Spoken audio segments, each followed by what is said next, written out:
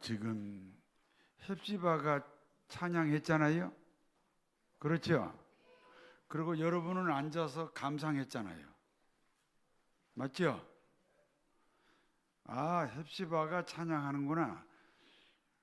사람이 남자들이 더 많아졌네. 그러면서 여러분이 감상했잖아요. 그러면 큰 죄를 짓는 거예요. 내가 하나님이 되잖아요. 여러분, 찬양대가 찬양을 하는 것은 여러분을 대표해서 하는 거예요. 우리보다 더 좀 잘하는 사람, 좀 연습을 많이 해가지고 하나님에게 좀 더 정성스럽게 올려야 되겠다, 내 대신. 그래서 선별해가지고 찬양을 하는 거예요. 만약에 여러분이 감상을 한다면 이건 종교행위가 되는 거예요. 종교행위. 그리고 여러분이 기왕에 감상하려면 큰 교회 가서, 영락교회나 세문안교회 이런 데 가서 감상하시는 게 나아요. 죄 짓는 거예요. 지금 내가 찬양을 하는데 이 사람들이 대표로 하는 거예요. 아셨습니까? 그러니까 이게 우리가 이 찬양대를 이룰 만한 그런 인원이 안 돼. 그러니까 그 형편에 맞게 좀 곡을 쉬운 곡으로 선택해가지고, 원래는 악보를 안 보고 해야 돼. 가사를 띄워가지고. 교인들은요, 곡이 음표를 안 보고 있으니까 막 틀려도 상관없어. 하나님은요, 4분의 4박자, 4분의 3박자 모르셔. 그러니까 하나님께 찬양을 올릴 때 우리 다 같이 올리는 거예요. 믿습니까? 다 같이 올리고 감상하면 큰일 나요. 우리가 사는 세상에는요, 여러 나라들이 있습니다.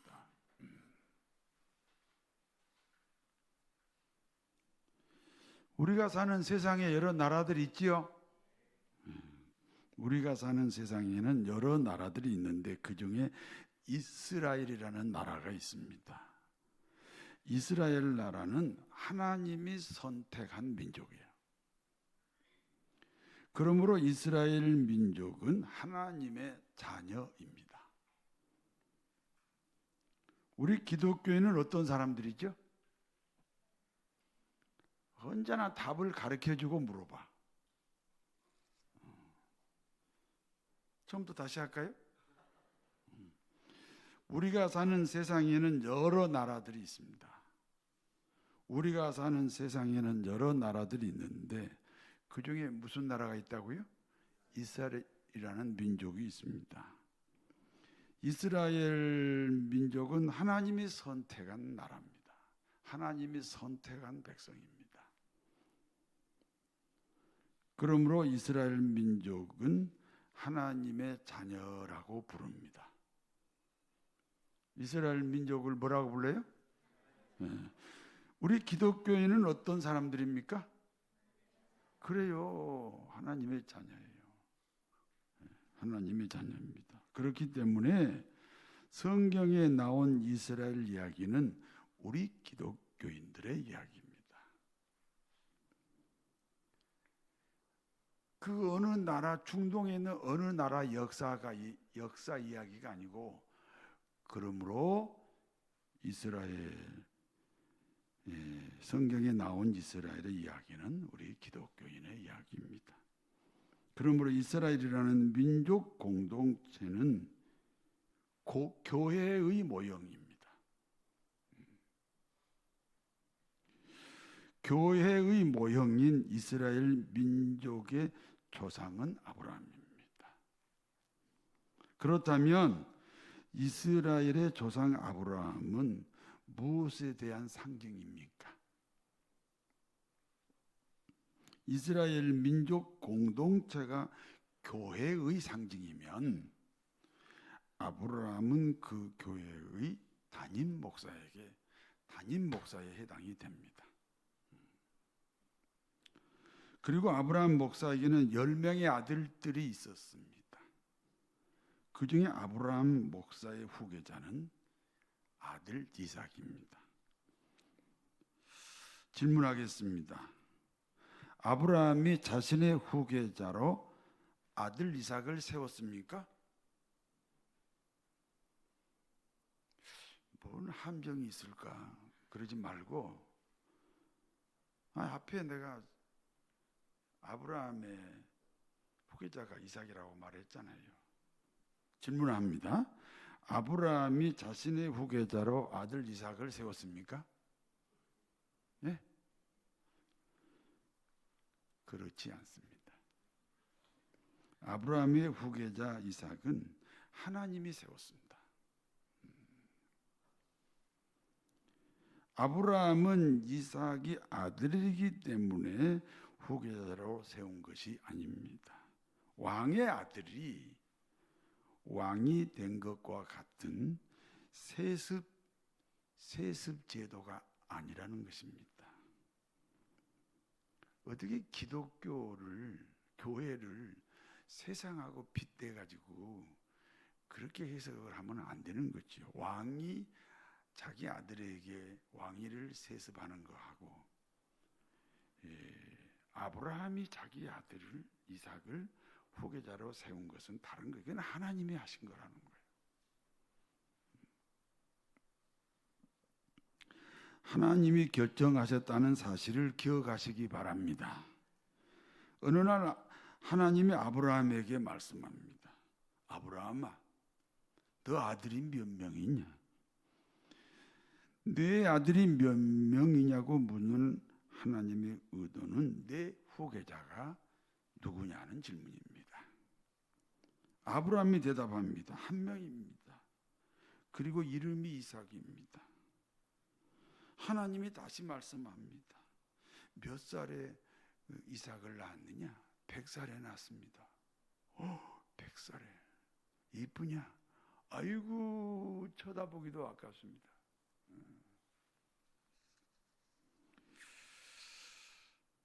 그렇구나.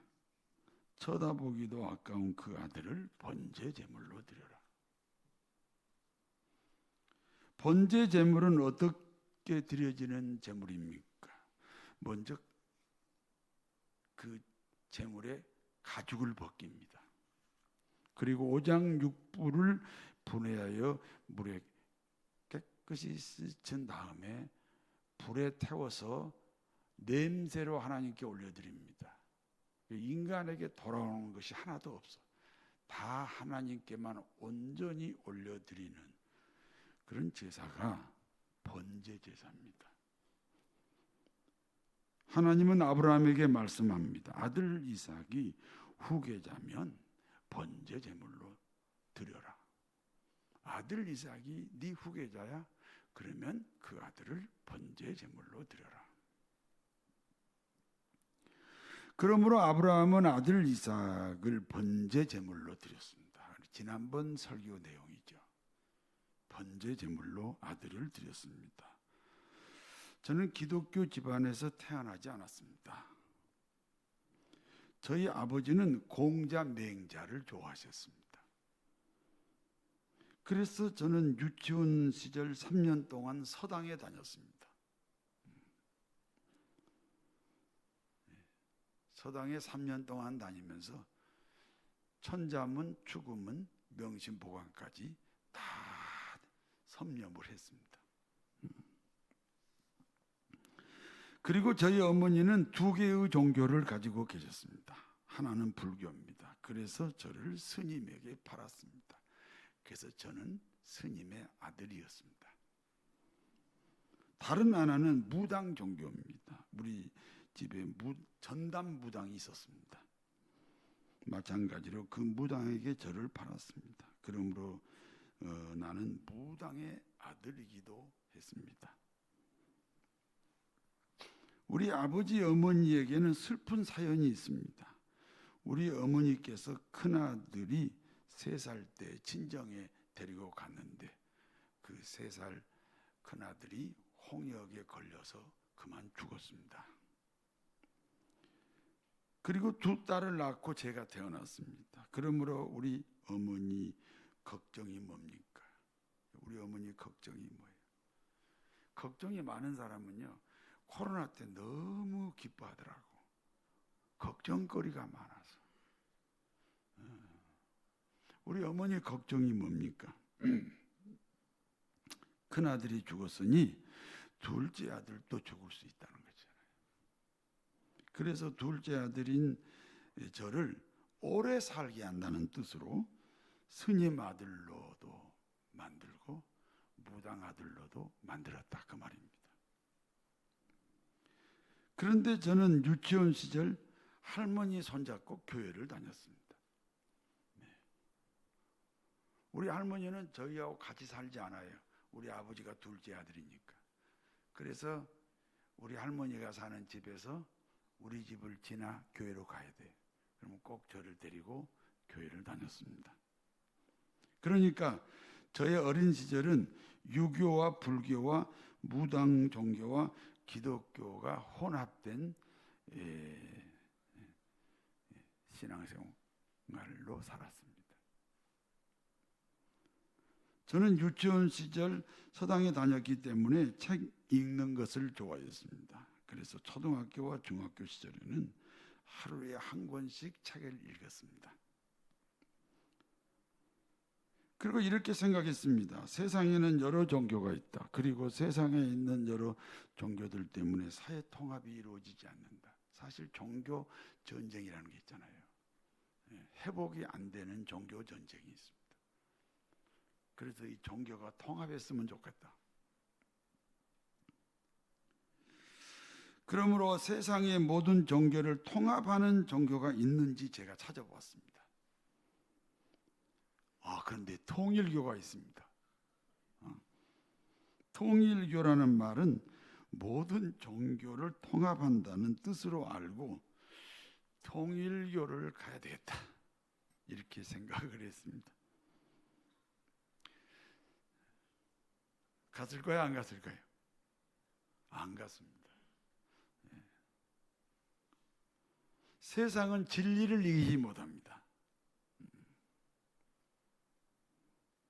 진리는 기독교에만 있습니다.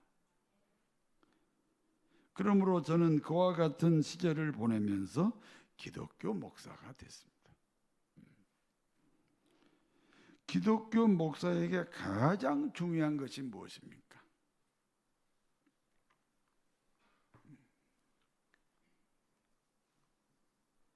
디모데후서 3장 16절에서 17절을 같이 읽습니다. 모든 성경은 하나님의 감동으로 된 것으로 교훈과 책망과 바르게 함과 의로 교육하기에 유익하니 이는 하나님의 사람으로 온전하게 하며 모든 선한 일을 행할 능력을 갖추게 하려 함이라.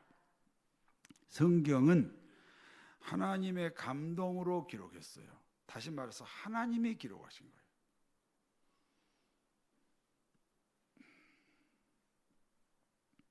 성경에는 교훈이 있습니다. 교훈을 다른 말로 하면 뭐라 그러지요? 교훈을 다른 말로 하면 잔소리. 잔소리가 좋아요, 싫어요? 잔소리 좋아하는 사람은 없습니다. 성경에는 책망이 있습니다. 사람은 누구나 책망을 싫어합니다. 성경은 구부러진 것을 바르게 해야 합니다. 구부러진 것을 바르게 하려면요, 아픔과 고통이 있습니다. 가지 말아야 하고, 먹지 말아야 하고, 보지 말아야 하고, 오래 참아야 됩니다. 성경은 의로 교육하기에 유익합니다. 불의를 의로 바꾸는 것이 성경입니다. 그 결과 성경을 통해서 무엇을 얻어야 합니까? 잊어버렸어요? 성경은 하나님의 감동으로 된 것으로 교훈과 책망과 바르게 함과 의로 교육하기에 유익한데, 그 목적이 뭡니까? 마지막 목적이 뭡니까? 다시 말해서 성경이 사람들에게 요구하는 것이 뭐냐고요? 성경이 우리 사람들에게 요구하는 것이 뭡니까? 온전한 사람입니다. 좋은 사람 만드는 겁니다.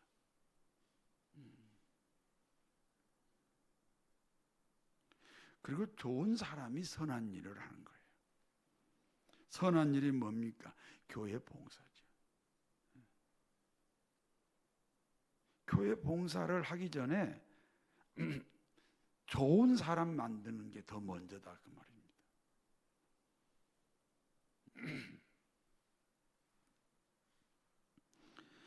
저는 이 교회에서 37년을 목회했습니다. 37년 동안 저는 좋은 사람 되는 데 노력을 했습니다. 좋은 목사가 되려고 노력하지는 않았습니다. 좋은 사람은 저절로 되지 않습니다. 훈련이 필요합니다. 목회자가 쉬는 날이 월요일이에요. 그러나 저는 월요일 날 학교를 다녔습니다. 27년 다녔습니다. 왜? 쉬는 날 학교 다녀요? 좋은 사람 되려고. 거기서 무슨 목회를 잘하는 비결을 배우는 게 아니에요.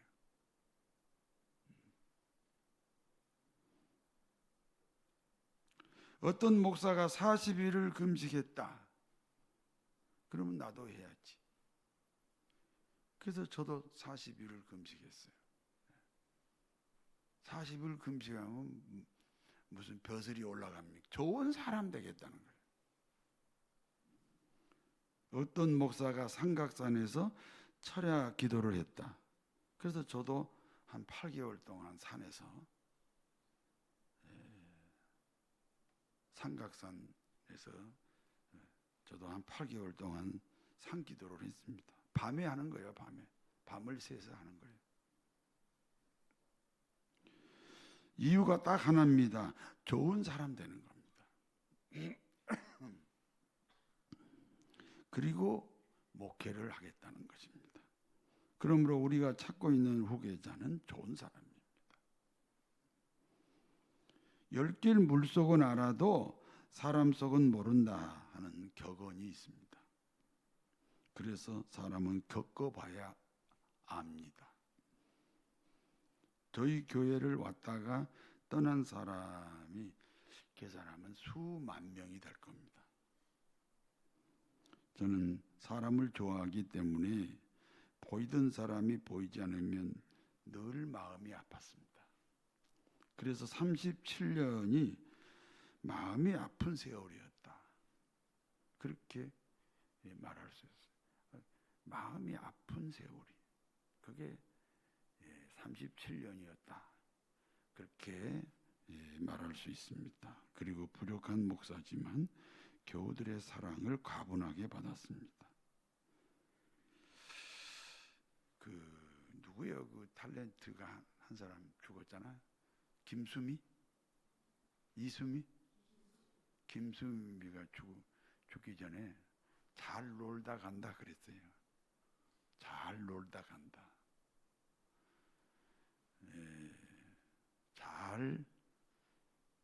인생이 잘 놀다 가는 거죠. 37년 동안 가분한 사랑을 받았습니다. 모리아 산에서 아들 이삭이 울면서 아버지에게 하소연합니다. 아버지, 왜 내가 번제 제물이 되어야 합니까? 아버지, 왜 내가 번제 제물이 되어야 합니까? 그때 아버지가 아들에게 대답합니다. 나도 모른다. 세상에 어떤 아버지가 아들을 번제 제물로 드립니까? 근데 지금 하나님이 드리라잖아요. 그러니까 나도 모른다. 순종은 나도 모르고 하는 게 순종이에요. 나도 모른다. 그렇습니다. 후계자를 세울 때는 번제 제물로 드릴 수 있는 사람입니다. 그래서 아브라함의 후계자가 아들 이삭입니다. 결국 번제 제물로 순종했던 이삭이 아브라함의 후계자입니다. 아브라함의 후계자 이삭에게 환난이 왔습니다. 흉년입니다. 보통 흉년이 아닙니다. 유명한 흉년입니다. 우리나라에도 유명한 흉년이 있습니다. 1997년 IMF, 그리고 2008년 금융위기, 이런 흉년이 있었습니다. 앞으로는 매년 유명한 흉년이 온다는 사실을 알아야 됩니다. 문명이 발달하고 과학이 발달하므로 소비가 많아져요. 그래서 상대적으로 빈곤이 와요. 당신은 모든 나라가 흉년이 들어도 애굽은 흉년이 들지 않습니다. 그러므로 하나님이 이삭에게 말씀합니다. 너 애굽으로 가서는 안 된다. 아마 이삭도 애굽으로 가려고 했겠죠. 거기 가면 식량이 있어. 그런데 하나님이 가지 말라 하셨습니다. 그러므로 이삭은 애굽 대신 그랄로 갔습니다. 그랄은 어떤 곳입니까? 블레셋 땅입니다. 블레셋이라는 가나안 원주민은 아버지 아브람 때부터 사이가 좋지 않습니다. 이 블레셋의 영어 발음이 팔레스타인입니다. 지금도 싸우잖아요.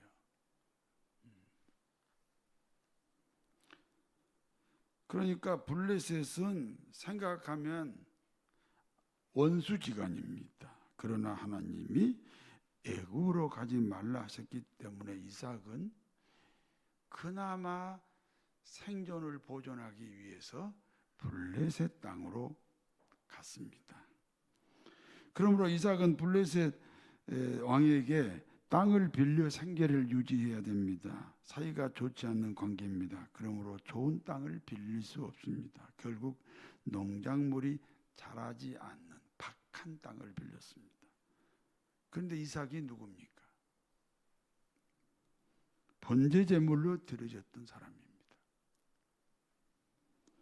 그리고 그 제물을 하나님이 받으셨어요. 그러므로 이삭이 그 땅에서 농사하여 100배를 얻었습니다. 그 땅은 어디입니까? 블레셋이라니까요. 원수 나라 땅이에요. 좋은 땅이 아니에요. 나쁜 땅을 받았어요.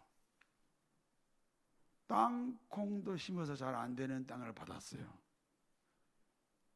그리고 그 해가 어떤 해입니까? 흉년이에요, 흉년. 그런데 그 흉년든 해에 땅콩을 심어도 잘 안 되는 박한 땅에서 100배의 복을 받았다는 거예요. 100배의 복을 아시나요?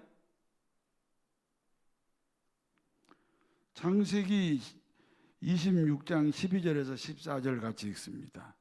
이삭이 그 땅에서 농사하여 그 해에 100배나 얻었고 여호와께서 복을 주심으로 마침내 거부가 되어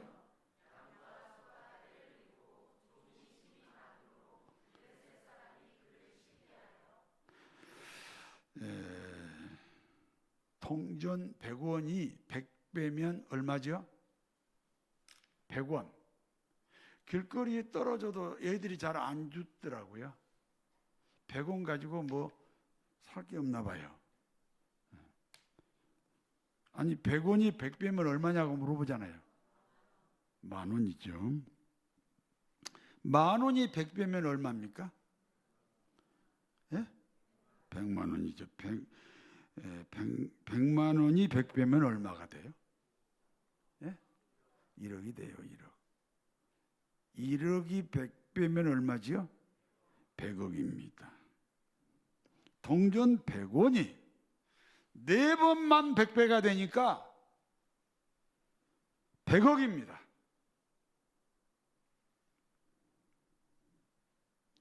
동전 100원은 누구나 다 있습니다. 그렇다면 누구나 100억 부자가 될 수 있습니다. 성도 여러분, 100억 정도면 살만하겠습니까? 반응이 별로 안 좋아요. 더 올릴까요?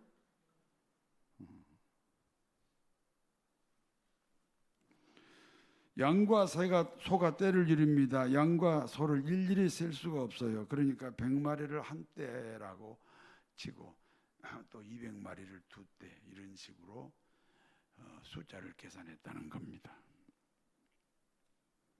중요한 것은 이제 블레셋 땅에서 그렇게 복을 받았으니까 블레셋 사람들이 시기를 합니다. 그렇습니다. 우리 기독교인은 시기를 당해야 되지 동정을 받으면 안 됩니다. 여러분 자신을 지금 사람들에게 동정을 받고 있어요? 시기를 받고 있어요? 물어보잖아요, 내가.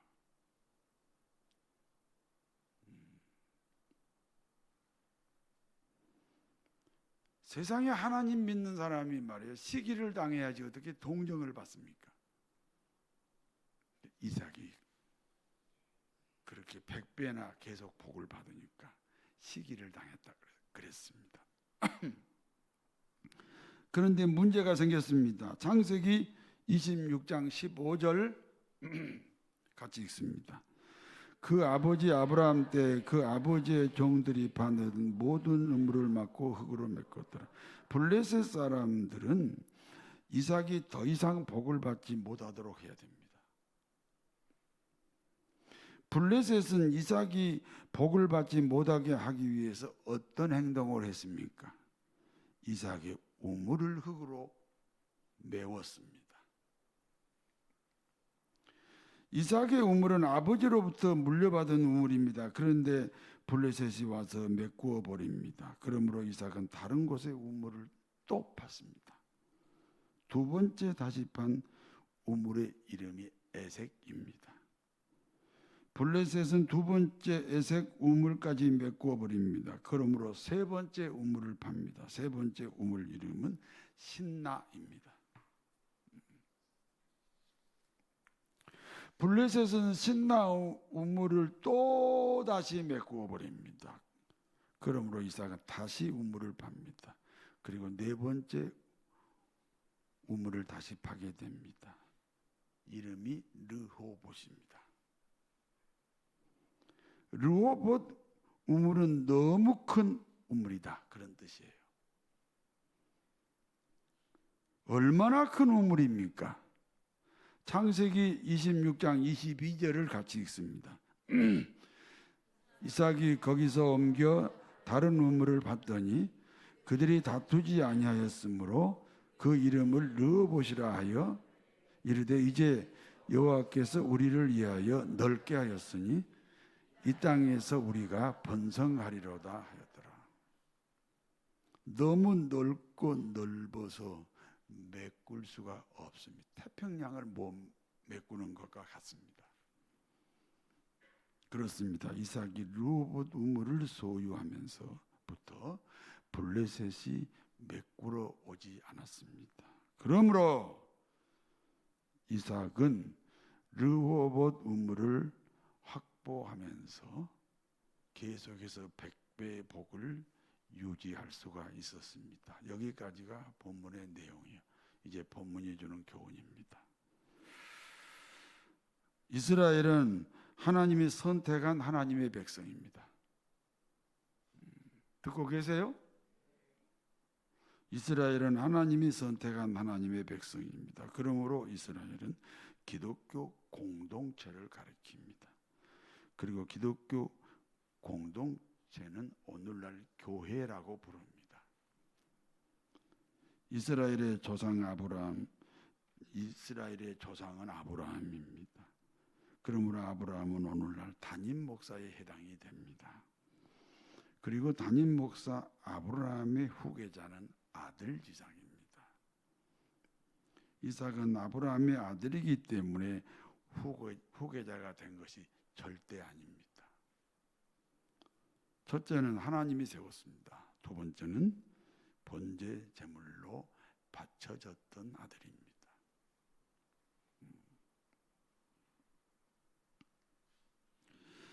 이삭이 어떻게 번제 제물로 바쳐지도록 순종이 가능했습니까? 순종할 수밖에 없는 좋은 사람이었다는 거예요. 사람이 중요하다는 거예요.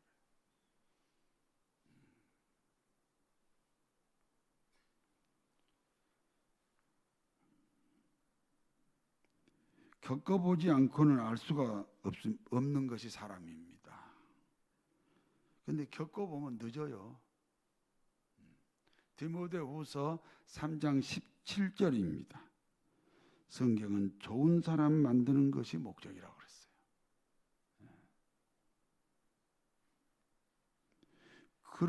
그리고 좋은 사람이 은사를 받아서 교회 봉사를 하는 거예요. 하나님의 일을 하는 거예요.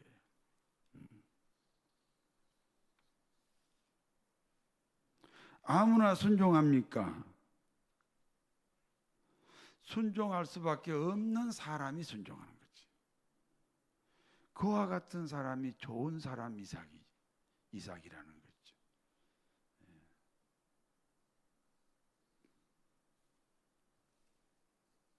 그래서 아들 이삭이 아브라함의 후계자가 되었지. 아들이니까 후계자가 되었다.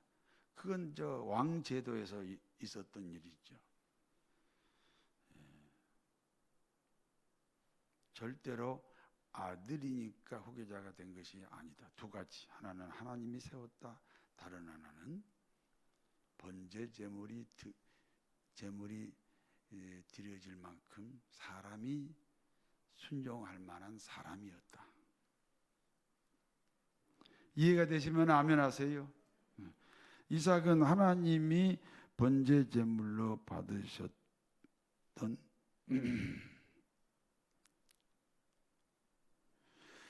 이삭은 하나님이 번제 제물로 받으셨던 기독교인입니다. 그와 같은 이삭이 사는 땅에 흉년이 들었습니다. 애굽 땅에 가면 식량이 많습니다. 그러나 하나님이 가나안을 떠나서는 안 된다. 그래서 원수의 나라 블레셋으로 갔습니다. 그리고 그것에서 100배의 복을 받았어요. 100배, 100원이 4번만 100배면 얼마라고요? 100억입니다. 누구나 100원은 있습니다. 그렇다면 누구나 100억 부자가 될 수 있습니다.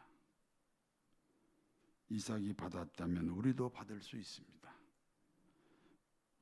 복은 받는 게 중요하지 않습니다. 받은 복을 지키는 것이 더 중요합니다. 못 지킬 바에는 안 받는 것이 더 좋습니다.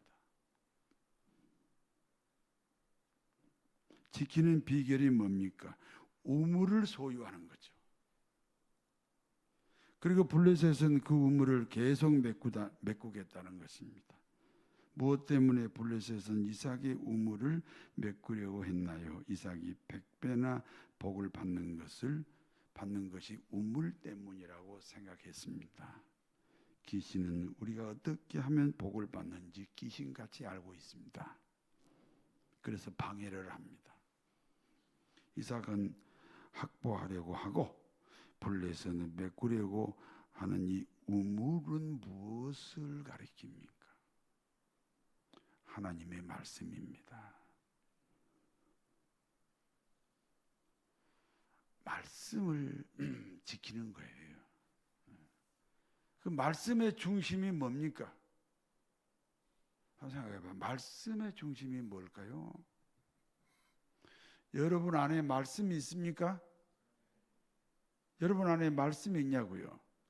그러면 뭐가 있어야 돼요? 말씀이 있다는 말은 감사가 있다는 거예요.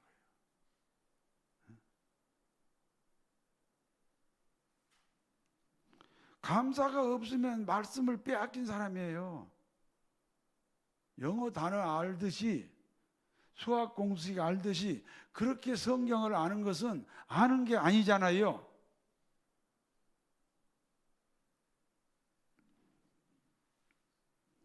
이삭은 우물을 메꾸려 오는 블레셋과 싸우지 않았습니다. 메워지면 다시 파면 됩니다. 그리고 메꾸지 못할 만큼 넓은 우물을 팠습니다.